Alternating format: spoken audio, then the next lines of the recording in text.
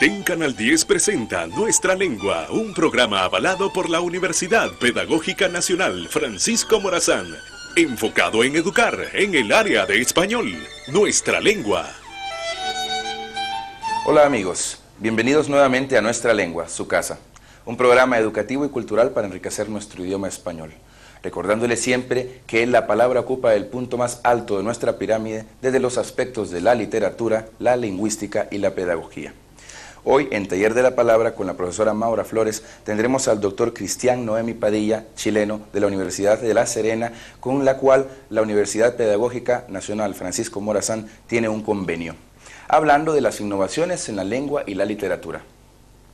En Novedades del Español, la palabra de hoy es SIELE, Servicio Internacional de Evaluación de la Lengua Española. No se lo pierdan.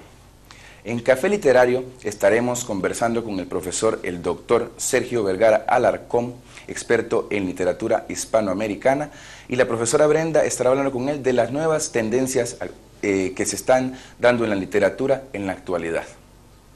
En Salgamos de Dudas, el profesor Gustavo González y Cecia Espinal nos tendrán todas esas preguntas que han recogido a lo largo de la semana, y los invito nuevamente a que sigan escribiéndonos a nuestra página de Facebook y a nuestro correo que aparecen siempre en pantalla para que puedan ser respondidas todas sus preguntas, porque recuerden que ese es el espacio más suyo de todo el programa. A continuación vamos a ir con un adelanto de las preguntas que tenemos para hoy con Gustavo González y Cecia Espinal. No se muevan. La capacidad de hacer preguntas es el verdadero génesis del aprendizaje. Es en este momento cuando nosotros mezclamos información nueva con las ideas que anteriormente teníamos. Y por eso en el segmento Salgamos de Dudas estaremos dando respuesta a todas sus preguntas respecto a la lengua.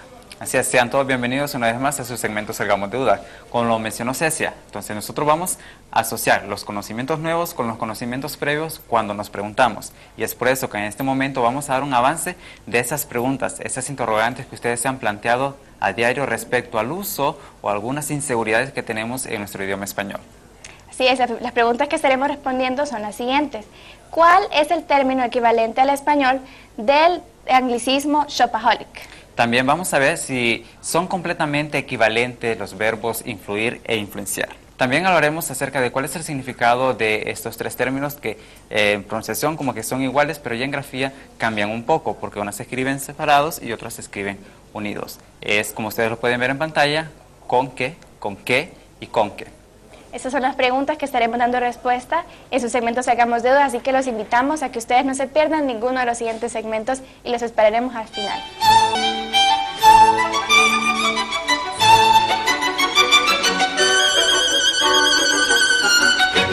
Hola, bienvenidos al segmento Taller de la Palabra. Saludamos a toda la audiencia que está pendiente de las temáticas que desarrollamos con el propósito de mejorar los procesos de lectura y escritura en los niños y jóvenes de nuestro amado país. Me encuentro en compañía del doctor Cristian Noemi Padilla de la Universidad de La Serena de Chile. Bienvenido, doctor. Muchas gracias, un placer poder compartir con ustedes. La visita de nuestro docente de la Universidad de La Serena se da en el marco del convenio con la Universidad de La Serena de Chile y en cumplimiento con el eje estratégico de internacionalización y la acreditación de la carrera de enseñanza del español. La Universidad Pedagógica Nacional participa en intercambios anuales con profesores extranjeros y para este año pues tenemos a 2 visitantes. En este caso me acompaña, pues ya lo he presentado, al doctor Cristian. El propósito de esta visita es poder conocer las innovaciones desarrolladas en la Universidad de La Serena en la enseñanza de la lengua y la literatura, realizando talleres y conferencias que nos van a ofrecer para potenciar la habilidad lingüística con el fin de fortalecer la competencia comunicativa. Y para comenzar y poder llegar hasta nuestra audiencia, todos esos conocimientos que en este momento pues vamos a compartir, usted en sus talleres pues nos va a presentar esta producción que se titula Ecología Argumentativa Universitaria desde la realidad a los conceptos. ¿Por qué el título de este libro y que enmarca también esos conocimientos que nos brinda el día de hoy? La razón es una apuesta teórica epistemológica. Nuestra perspectiva es concebir la argumentación dentro de un marco de ecología. Sostenemos que de la misma manera como la especie humana ha evolucionado en determinado sentido, parte de esta evolución se manifiesta en el uso del lenguaje y particularmente de aquella forma que ha venido en llamarse expresión argumentativa. Me interesa mucho el título, por el porqué de la palabra ecología argumentativa universitaria. Ya más adelante pues nos lo va a explicar el doctor, pero es interesante y quiero dar algún aporte hondureño en el sentido de del currículum que se estila en nuestro país. El argumento es una de las microhabilidades que está presente y que nosotros los docentes o toda persona encargada de tener el hábito de poder trabajar los procesos de escritura, pues tiene que tener conocimiento. Y esto de argumentar es espontáneo, lo hacemos de forma oral, pero el más complejo es la forma escrita, porque en todo momento nosotros para existir necesitamos que argumentar. ¿Es así, doctor? Usted entronca precisamente con el sentido del título y del trabajo. Nosotros concebimos que la argumentación ha sido una parte de las habilidades que la especie humana ha tenido que desarrollar para poder garantizar la supervivencia de la especie. En ese sentido cobra razón el título de ecología. De ecología. En estudiantes universitarios, puesto que el estudio se centró en estudiantes universitarios chilenos de varias universidades, de varias regiones del país, de varias carreras, universidades públicas, universidades privadas, y desde la práctica a los conceptos, porque esta investigación tuvo un punto de partida en la empiria, en los datos, y luego elaboramos la teoría. Es una investigación la que nos está presentando el doctor Cristian Noemí, pero ¿cuál es el principio teórico de esta investigación que tiene como base? Los fundamentos teóricos son de naturaleza psicosocial, particularmente de orden cognitivo. Hemos estudiado los principios que subyacen en la mente a la actividad de argumentar. Estos principios van desde actividades inferenciales hasta rasgos de la personalidad. Es decir, hemos descubierto que sujetos, individuos, jóvenes,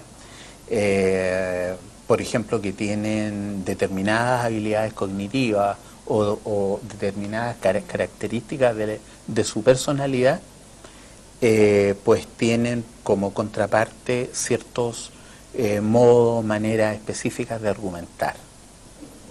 Y detrás de todo ese producto que nosotros exigimos hay toda una ideología, una cultura, y a raíz de eso, desde la problematización del valor y la función que cumple la argumentación, ¿para qué sirve argumentar?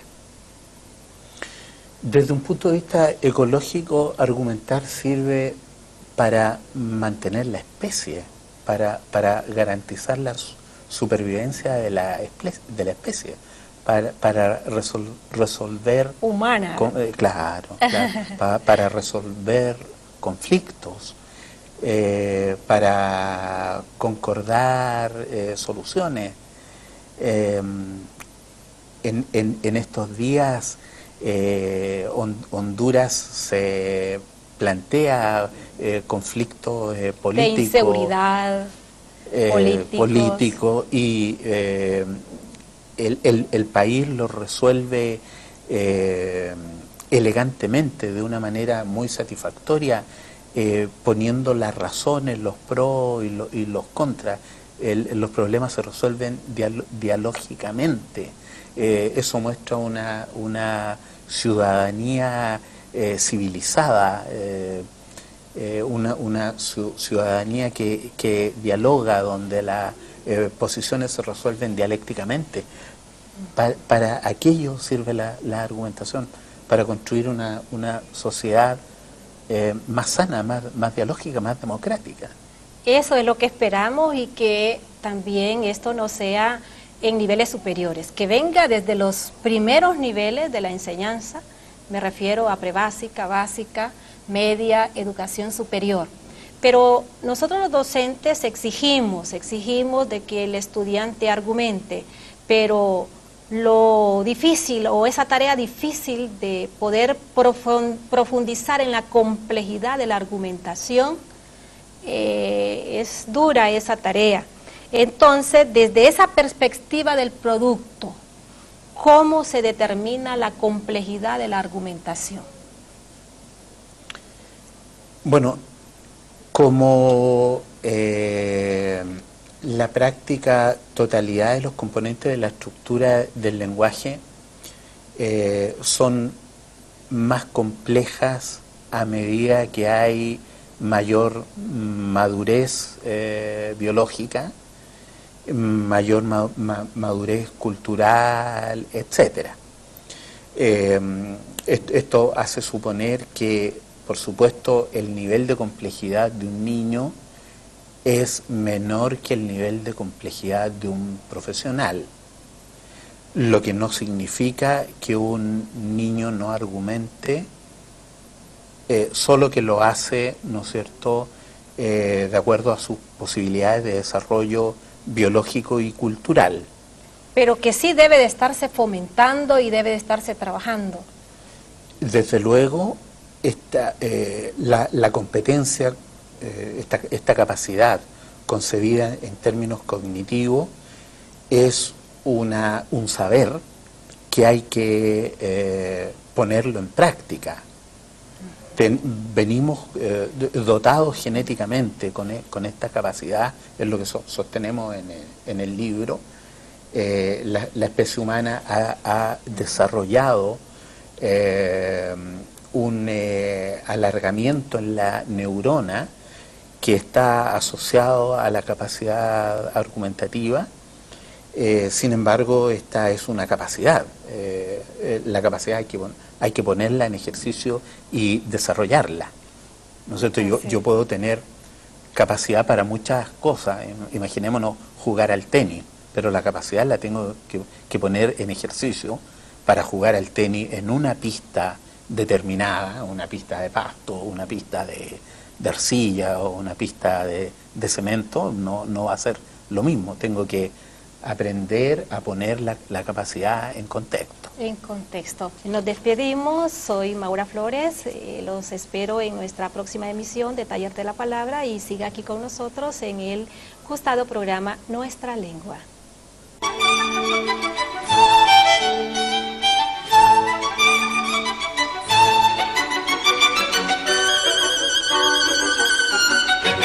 Hola estimados amigos, muchas gracias por continuar con nosotros en este espacio donde hablamos nuestra lengua. Les saluda Litza Solís, y en su segmento Novedades del Español les traemos una gran noticia: la incorporación de la Universidad Pedagógica Nacional Francisco Morazán al proyecto denominado Servicio Internacional de Evaluación de la Lengua Española, más conocido por sus siglas como CIELE. En el marco de un ambicioso y sólido proyecto de internacionalización, la Universidad Pedagógica Nacional Francisco Morazán se convierte en centro de examen CIELE en calidad de universidad asociada, cuya gestión tecnológica y comercial se canalizará a través de Telefónica Educación Digital. A continuación les contamos en qué consiste esta novedosa y prometedora asociación de nuestra querida universidad con CIELE. El Sistema Internacional de Evaluación de la Lengua Española, CIELE, es un proyecto iberoamericano creado e impulsado por el Instituto Cervantes, la Universidad Nacional Autónoma de México, la Universidad de Buenos Aires y la Universidad de Salamanca, cuyo principal objetivo es evaluar y certificar por medios electrónicos el conocimiento del español como lengua extranjera o como lengua segunda, así como la competencia lingüística de hablantes nativos. A las 3 instituciones titulares se unen en el CIELE las universidades asociadas, como es ahora el caso de la Universidad Pedagógica Nacional Francisco Morazán, las cuales se constituyen en un conjunto cualificado de universidades iberoamericanas que colaboran en la investigación de la enseñanza del español como lengua extranjera y como lengua segunda, además de controlar la calidad de los exámenes aplicados y aportar una gran variedad de materiales didácticos. CIELE ofrece a todos los interesados un certificado que demuestre su grado de dominio del español. Se dirige tanto a estudiantes de español de todo el mundo, más de 20 millones de personas, como a profesionales.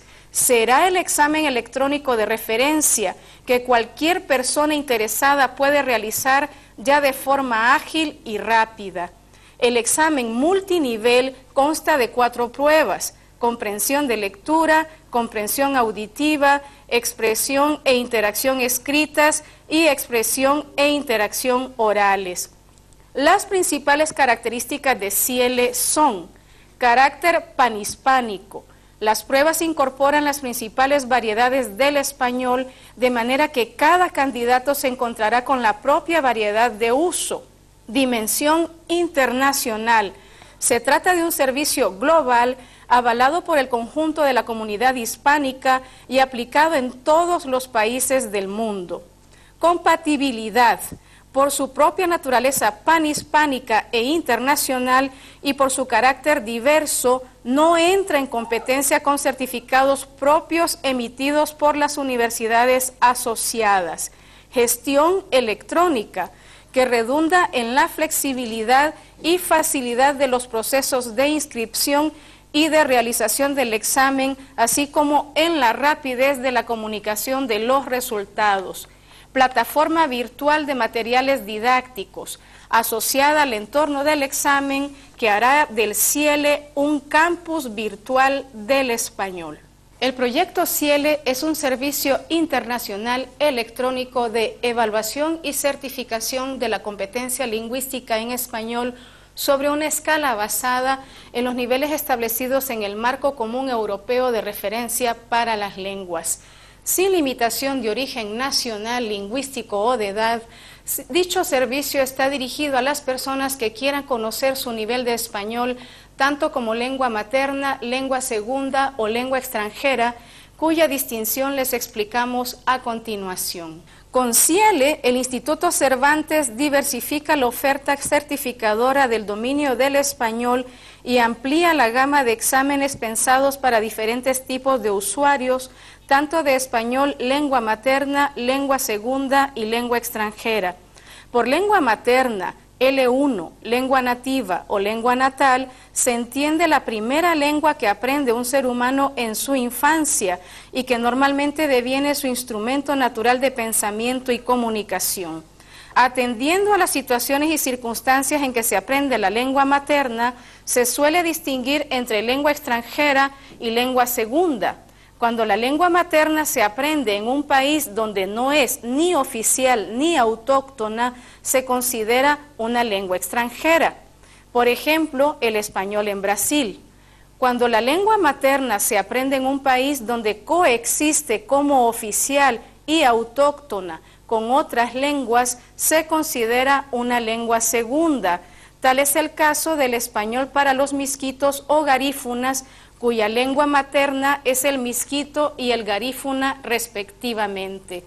Otra situación cada vez más frecuente de lengua segunda es la que se produce cuando los emigrantes con una lengua materna común llegan a constituir una comunidad de habla relevante en el país de acogida, como es el caso de los hispanos en Estados Unidos. En situaciones como esta, desde un punto de vista estrictamente lingüístico, parece pertinente empezar a considerar que la lengua de esa comunidad de habla, el español en este ejemplo, puede dejar de ser una lengua extranjera para convertirse en una lengua segunda al margen de su posible cooficialidad. Cerca de 60 universidades españolas y latinoamericanas de alto prestigio se han sumado hasta el momento como asociadas a CIELE, proyecto que da respuesta a la creciente demanda de evaluación y certificación del español, el cual convive con otros diplomas existentes tales como el DELE, que concede el Instituto Cervantes en nombre del Ministerio Español de Educación. Enviamos nuestra más sentida enhorabuena a la Universidad Pedagógica Nacional Francisco Morazán por haber dado hoy este gran paso hacia la internacionalización.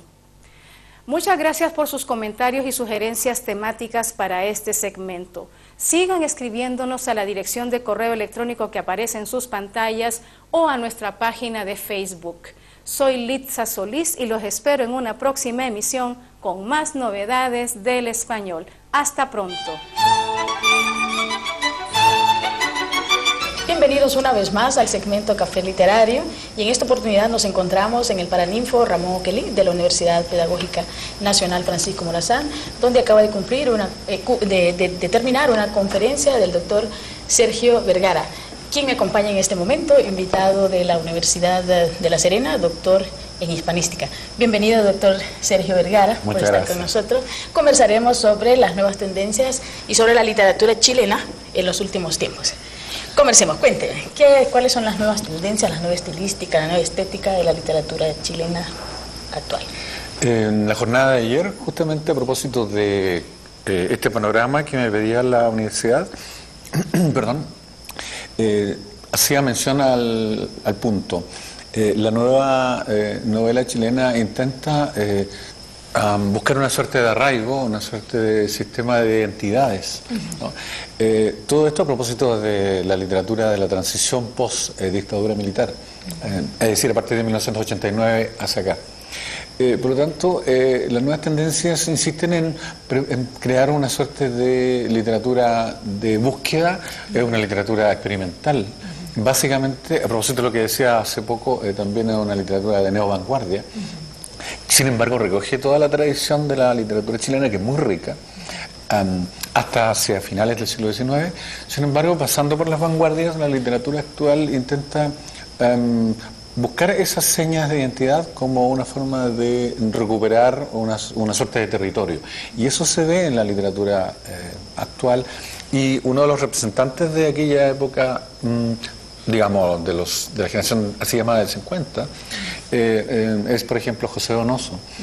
La literatura de José Donoso es una de las que va a determinar el desarrollo de la nueva novela chilena. Luego, Donoso es uno de los escritores favoritos de Bolaño, Roberto Bolaño. Son narrativas, como digo, experimentales, de indagación, y que tratan de afirmar, como digo, este territorio que fue un territorio diseminado, fragmentado, en forma de diáspora, ¿no? De eclosión, de destrucción. Y eso se ve en toda la literatura, y justamente un ejemplar que tengo, gracias a usted, que es de Pedro Lemebel, que es una de las vías de la literatura, por ejemplo, en el ámbito de la literatura gay, ¿no? La literatura homosexual. Eso justamente porque la literatura marginal en Chile, como siempre, estuvo en la periferia y no tuvo voz, no tuvo espacio. Entonces ahora la literatura de las mujeres, la literatura gay, la literatura del lumpen, de lo marginal, de lo periférico, vuelve a aparecer en la literatura actual. Hay en este libro elementos muy interesantes, la musicalidad, por ejemplo, cómo el personaje es bastante musical, cómo mezcla canciones con la vida y el de fondo tal vez el barrio marginal, claro, y la casita abandonada y las luchas clandestinas, las reuniones clandestinas de los personajes, la situación de la dictadura presente siempre. Siempre presente, sobre todo porque este espacio es un espacio polifónico, ¿no? Como diría Mikhail Bakhtin. Es decir, es una serie de voces, es un diálogo polifónico en que, por ejemplo, especialmente en esta literatura, la del Lemebel, pero en general diría yo que en toda la literatura chilena en este momento, se produce un entrecruce, una suerte de vasos comunicantes. Entonces, por ejemplo, me parece representativo lo que usted dice como ejemplar a la vez. Acá hay una suerte de entramado, un tejido de voces. Acá está, por ejemplo, en Lemebel hay estilísticamente una riqueza muy, muy fina porque él utiliza muchos neologismos. Pero los neologismos son una mezcla del registro culto del español de Chile, ultraculto, pero yuxtapuesto a expresiones que son del registro vulgar, del COA, que es el nombre que nosotros le damos al idiolecto o al sociolecto de los criminales, ¿no? Está el lenguaje marginal gay acá, hablado, comillas, por los propios personajes, que como comillas, que ellos mismos son gay, ¿no? Pero se autodenostan como una forma de desconstruir la ofensa heterosexual, por decirlo. Sí. Pero es una mezcla de lo marginal al borde ya del lumpen, porque este sujeto no solo es el sujeto discriminado por ser gay, sino que es el sujeto que además es muy pobre y vive en poblaciones periféricas de la capital, y entonces el sujeto tiene doble discriminación de género y económica, social también. Y entonces acá hay muchos registros, el registro de la cultura popular, carnavalesca, está el registro de como digo, de los sociolectos, que tienen que ver con el mundo del AMPA, de lo criminal, del mundo de la delincuencia, el mundo de las minorías sexuales, ¿no? Silenciadas hasta el momento. Por eso que él es un autor que resulta representativo de alguna de las vías de la literatura chilena contemporánea. Mi casa es la esquina, dice, claro, en un momento del texto. Y el título me llama la atención, Tengo miedo, torero, que es representativo de todo lo que él vive y es prácticamente autobiográfico, ¿verdad? Hay muchas cosas de su vida presentes. Claro, en general es un juego que él realiza como una forma de exorcismo, es decir, la represión de la dictadura, la represión de la sociedad machista, heterosexual, la represión social, ¿no? Por su marginalidad económica. Es un sujeto entonces que desde su rabia, de su ira acumulada, ¿no? Por ser menospreciado y simplemente por no existir, digamos. Eso hace que esta literatura sea una literatura que también es en parte irónica, de pronto es muy sarcástica, pero al mismo tiempo es despiadada. Y al mismo tiempo es una suerte, él suele escribir crónicas, es decir, el género, el registro de una situación en forma de documento, testimonio. Entonces, a propósito de todo eso, ese rasgo heterogéneo de la literatura chilena contemporánea. Y es un caso, el de Lemebel. Sí. Hablando de las polifonías, de pronto hay un enunciado radial que pone en jaque a los personajes, que qué va a pasar, y todo el miedo de la situación de la dictadura. Hablemos de la representatividad de la literatura chilena no solo en el siglo XX, podríamos decir, tal vez en los últimos tiempos. ¿Qué autor es representante, por decirlo? Es un problema complejo, ya que hay varios criterios para determinar cierta representatividad, por ejemplo, el criterio comercial, ¿no? El éxito que pueden tener autores. En mi opinión, por ejemplo, Isabel Allende no es una buena novelista, sin embargo es una de las que más... Vende mucho. Pero es la que más ha vendido en lengua española en todo el planeta. Y sus textos tienen mucho éxito, pero habría que hacer un estudio sociolingüístico, socioliterario para determinar quiénes la leen. ¿Qué tipo de lector es ese? ¿De qué estrato social? ¿Cuál es el nivel cultural? ¿La competencia lingüística cultural de ese destinatario? Pero, por ejemplo, claro, por eso digo representatividad. ¿Es ella representante de la literatura chilena? Yo diría que no. Hay otra mujer que escribe en la literatura que se llama Diamela Eltit, que me parece que es la novelista chilena contemporánea. Sin embargo, es muy hermética, es muy críptica, ¿no? Pero a mí me parece que es una cuestión también que tiene que ver con la intención, a quién le estoy escribiendo, con qué fin, ¿no? Y entonces a mí me parece que, claro, hay autores como Bolaño, por ejemplo, en este momento tiene mucha recepción, pero también, pero especialmente recepción académica, y que resulta ser un caso extraño. Es como el típico caso del autor que es reconocido post-mortem. Suele suceder. Y también, por eso insisto que es una cuestión discutible, porque también hay autores que se ponen, de comillas, de moda, ¿no? Son autores que se convierten en autores de culto. A mí me parece que lejos, después de José Donoso, nos ha aparecido el gran novelista chileno. Creo que él es el mejor novelista de la mitad del siglo XX. A lo mejor en relatos, quizá. Pero es muy difícil en este momento. Se produce, yo creo, en Chile mucha escritura.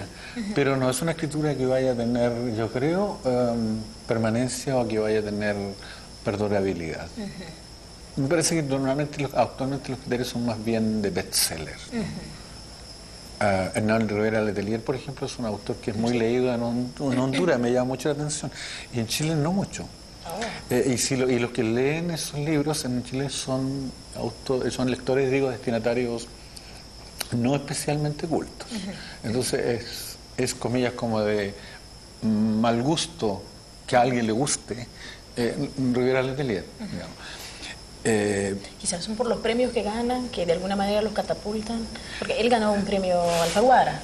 Sin duda. El problema, claro, el premio es una cuestión tan compleja otra vez. Es calidad, es repercusión, es venta. Yo pienso que solo hay casos de genialidades y son la excepción, no son la norma. Los casos de genialidades son aquellos en los que un sujeto, por ejemplo, estoy pensando en un autor mexicano, Fernando del Paso. Fernando del Paso escribe una de las mejores novelas del siglo XX, impresionante, que son Noticias del Imperio, que es imprescindible. Don Fernando del Paso obtuvo la beca Guggenheim para escribirla a través de la fundación homónima, y se demoró 10 años en escribir la mejor novela del siglo XX en México. Entonces me parece sospechoso, por decirlo menos, que Hernán Rivera Letelier publique un libro cada pocos meses. Cada mes, digamos. Y Isabel Allende peor todavía.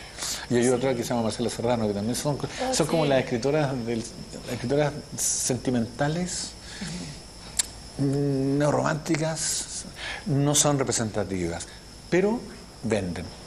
Y coméntenos sobre la nueva novela histórica. En Chile ha habido un auge de una especie de estudio arqueológico de la historia chilena, que hace una suerte de revisión de estos hechos que acontecieron, pero los pone en términos literarios. Y ese es un fenómeno que es muy notable, se da mucho en Latinoamérica, creo, especialmente en Latinoamérica, pero más específicamente en Chile. Justamente es una especie de novelización de la memoria, y eso es por la cantidad de los mitos que se han formado a través de la historia oficial de los hechos pasados, que es una historia que hace el recuento interesado de quiénes son los próceres, ¿no? Y que hace la evaluación ética de lo que pasó y que juzga. Sí, entonces la nueva novela histórica pone en cuestión a esa historia oficial y lo hace a través de una visión crítica de qué es lo que realmente sucedió. Y una forma de reescribir la historia es ficcionalizándola, como si hubiese pasado, pero la cuento como una novela. Sí, muchísimas gracias, doctor Sergio Vergara, por estar con nosotros. Bienvenido siempre a Honduras y a la Universidad Nacional Pedagógica, que es su casa. Gracias a todos por estar en Café Literario. Seguimos.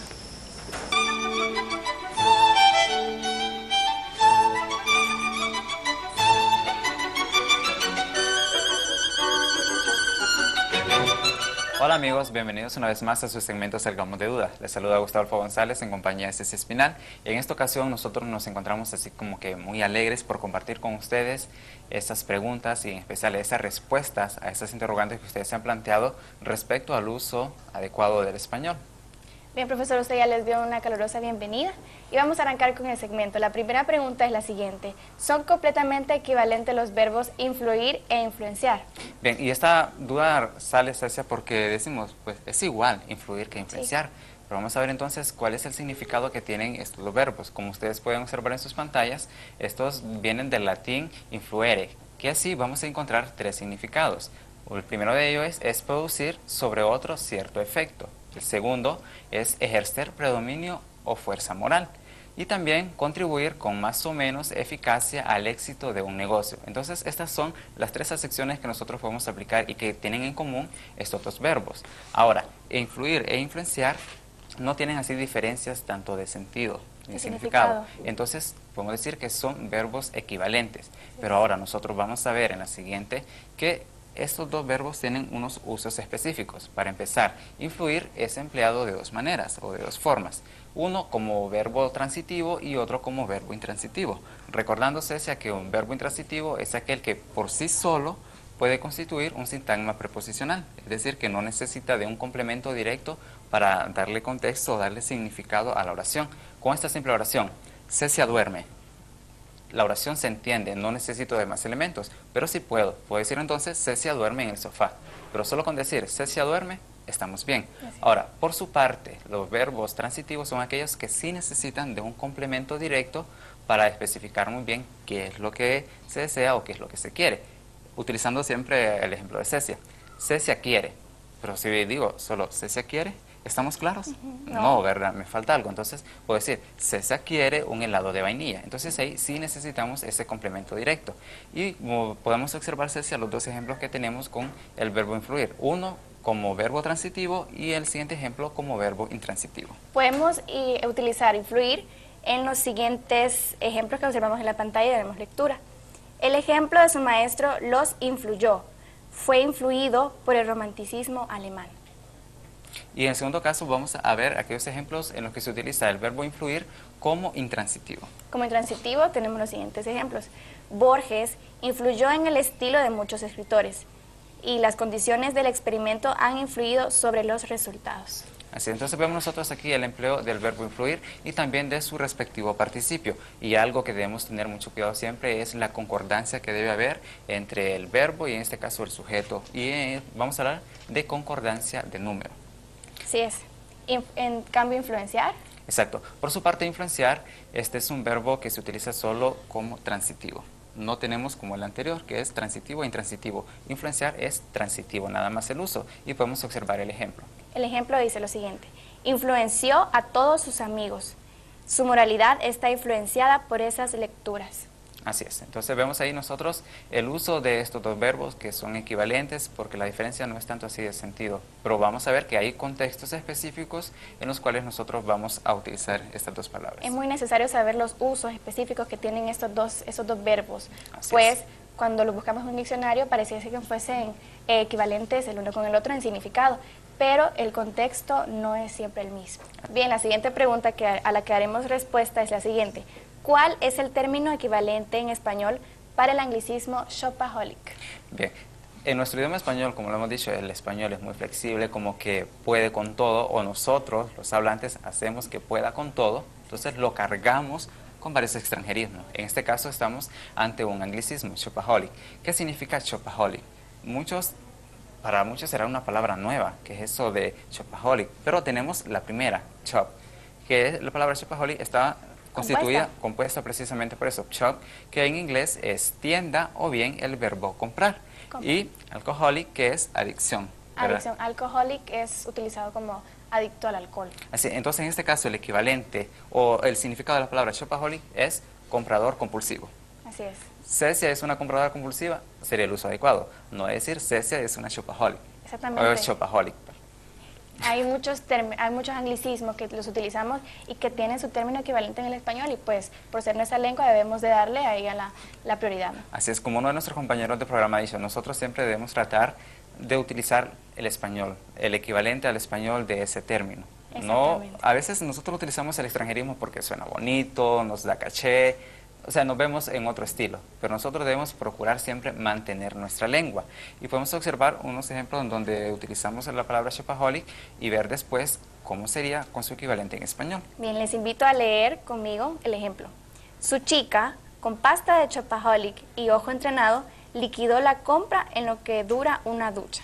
Bien, en este caso es como que complicado leer todo eso, que tiene que ver con su ojo atento y lo que ojo entrenado, perdón, y en lo que dura una ducha. Entonces ver todo eso, porque las personas que tienen esta adicción a las compras ya están pendientes, ya saben muy bien, voy por esto, esto, esto y esto, y en un SAS, como decimos, rápido compran y gastan todo eso. O simplemente entonces, no se pueden resistir a comprar ciertas cosas que muchas veces son innecesarias. Yo creo que nosotros en cierto momento hemos sido compradores compulsivos con algo que nos atrae. Hay personas que les atrae los zapatos, que les atrae comprar relojes, camisas, y otros, que bien por ellos, que les gusta comprar los libros. Vamos a ver entonces cuál es. Tenemos otro ejemplo donde tenemos usamos otro ejemplo, shopaholic. exactamente. Esta avenida de Shanghái es lo más para un shopaholic. Es decir, el lugar exclusivo, es lo máximo para ir de compras o para un comprador exclusivo. Ahora, si observamos nosotros con su equivalente en español, que sería lo adecuado en su utilización, queda de la siguiente manera. Es más comprensible cuando tenemos el equivalente al español. Su chica, con pasta de compradora compulsiva y ojo entrenado, liquidó la compra en lo que dura una ducha. Y la siguiente, esta avenida de Shanghái es lo más para un adicto a las compras.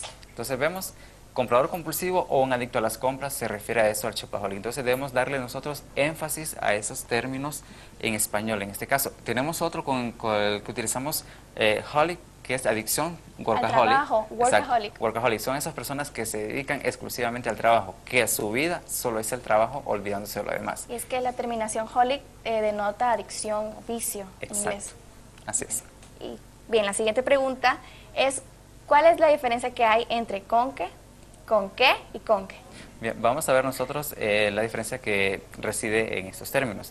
Con qué, separado y sin tilde, equivale a con el cual o con la cual.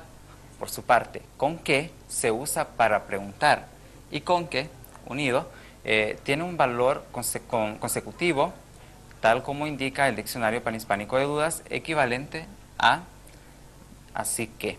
Este es el significado. Entonces vamos a ver nosotros ahora algunos usos específicos. Para empezar con el con qué, Cecia. Con el con qué. Esa es el arma con que dispararon al taxista. Bien, y en este caso la secuencia con que está constituida por la preposición con y el relativo que. Decimos con que dispararon al taxista. Y en este caso también, cuando tenemos el uso de la preposición con y el relativo que, es muy usual tener intercalado el uso del artículo la. Y podemos tener el siguiente ejemplo. Esa es el arma con la que dispararon al taxista. Muy bien. Y el otro es cuando se constituye con la preposición con y la conjunción que, no se intercala ningún artículo como en el siguiente caso. Así es. Para llevar a cabo el proyecto basta con que el director lo apruebe. Ahora el con qué separado y con tilde. Así es. Este tiene un uso, o lo vamos a usar con una intención interrogativa o con una intención exclamativa. Y así tenemos el ejemplo. Y vamos a tener claro esto. El que siempre es tónico y siempre va con tilde. En esta función es cuando es interrogativo o cuando es exclamativo. Bien, cuando es interrogativo, ¿con qué se escribió ese texto? ¿Con qué votos cuenta el partido? Y una admiración, ¿con qué paciencia traba el público? Así es. Y aquí vamos a ver con esos interrogativos y esos exclamativos que son directos y que son indirectos. En este caso se acaba de leer los directos. Ahora, cuando hacemos las preguntas indirectas es cuando no utilizamos esos signos de interrogación, pero siempre tienen ese sentido de pregunta o de exclamación. Tenemos lectura de estas. No sé con qué se escribió ese texto. Hay que ver con qué paciencia trataba al público. Así es, como observamos nosotros, aquí ese que va con tilde. Si tenemos esa intención de pregunta o esa intención de hacer una exclamación. Ahora, con qué unido es una palabra ya. Así es. Y en este caso es una conjunción hilativa y es palabra átona. Equivale a así que, por tanto o por consiguiente. Y vamos a presentar 3 ejemplos en los cuales el con que puede ser sustituido por cualquiera de estos 3. Así es. Ya se resolvió la situación del equipo, con que ahora todos estaremos más tranquilos. Estoy muy cansado, con que no esperes mucho de mí y con que el esfuerzo no sirvió de nada. Bien, así que los dejamos a ustedes para que vean en estas 3 oraciones cuál de esos, ese con que por cuál de estas 3 palabras o 3 frases puede ser sustituido. Bien, este es el fin de nuestro segmento. Esperamos con muchas ansias todas sus preguntas, comentarios, sugerencias para mejorar, e igual para responder todas sus preguntas respecto a la lengua. Así es, recuerden que la Universidad Pedagógica y Televisión Educativa Nacional, Canal 10, siempre están pendientes de la educación hondureña y los invitamos nosotros a ustedes para que estén pendientes de toda la programación que tiene Canal 10 y de todos los programas de la Universidad Pedagógica. Feliz día. Estamos llegando al final. Hoy hemos tenido un programa bastante cargado y por eso mismo iremos rápidamente al final. Agradecemos a todos los que han colaborado el día de hoy, principalmente a los profesores chilenos de La Serena y por ese convenio tan fructífero que tienen nuestras universidades, y también esperamos que todos los conocimientos adquiridos el día de hoy puedan aplicarlos en su vida diaria.